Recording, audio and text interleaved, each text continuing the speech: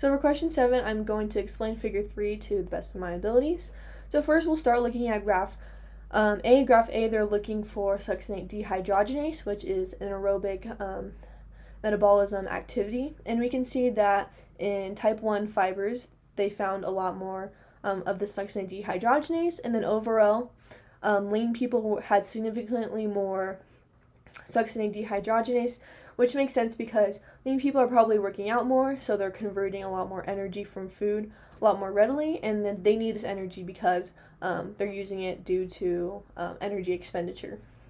In graph B, they're looking at glycolytic enzyme activity, which is just the breakdown of sugar.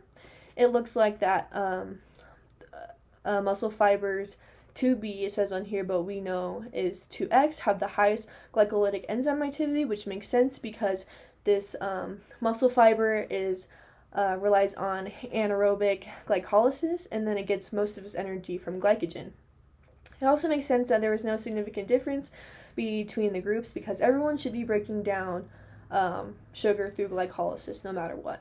And then graph C was looking at the amount of lipid content, which is just the amount of fat found in the muscle for each group. So it looks like type 1 fibers have the most lipid content because they're able to handle a high lipid capacity, and also their main source comes from triglycerides because you can get more energy per kcal, and then there's a lot more mitochondria that is being produced, this is good for endurance.